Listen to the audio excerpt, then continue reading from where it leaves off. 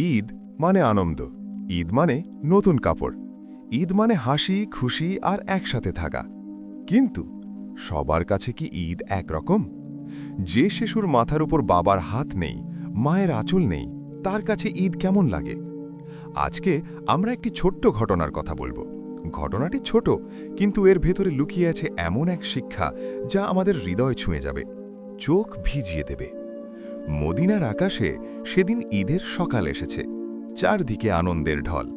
গলিতে গলিতে শিশুরা দৌড়াচ্ছেন নতুন কাপড় পরে, কেউ লাল, কেউ সবুজ, কেউ হলুদ জামা গায়ে দিয়ে হাসতে হাসতে ছুটছে। মায়েরা সন্তানদের মাথায় তেল দিয়ে চুল আঁচড়ে দিচ্ছেন, বাবারা ছোট্ট হাত ধরে নিয়ে যাচ্ছেন ঈদগাহের দিকে। সারা শহর যেন উৎসবের রঙে রাঙা। একটু দূরে একটি গলির কোণে একটি ছোট্ট শিশু একা বসে আছে।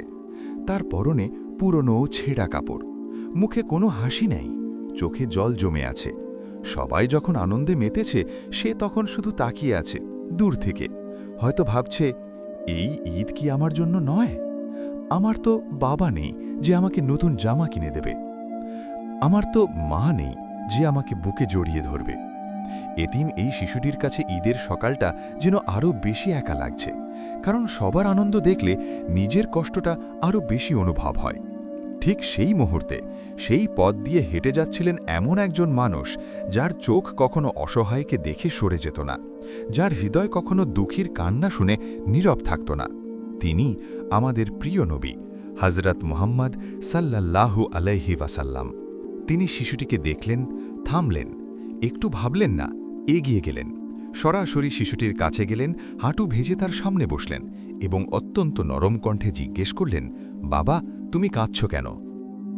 শিশুটি হয়তো চিনতে পারেনি তিনি কি, কিন্তু এই মানুষটির কণ্ঠে এমন কিছু ছিল, এমন উষ্ণতা ছিল যে শিশুটি মন খুলে বলে ফেলল, আমার বাবা নেই, আমার মা নেই, ঈদের দিনে সবার নতুন জামা আছে, আমার নেই, সবাই একসাথে আছে, আমি একা। নবীজি শুনলেন, পুরোটা শুনলেন। তারপর তিনি যা করলেন তা দুনিয়ার কোনো বইয়ে পড়ানো যায় না, শুধু অনুভব করা যায়। তিনি শিশুটির মাথায় হাত রাখলেন, স্নেহের হাত, মমতার হাত, এবং বললেন, তুমি কি চাও আমি তোমার বাবা হই, আয়েশা তোমার মা হোক, ফাতেমা তোমার বোন হোক? শুধু কথায় থামলেন না নবীজি। তিনি শিশুটিকে সাথে নিয়ে গেলেন, নিজের ঘরে নিয়ে গেলেন, নতুন কাপড় পরিয়ে দিলেন, ঈদের খাবার খাওয়ালেন। সেই শিশুটিকে সেদিন কেউ এতিম মনে করেনি, কারণ সে ছিল নবীজির পাশে। একটু আগেও যে শিশুর চোখে জল ছিল, সে এখন হাসছে।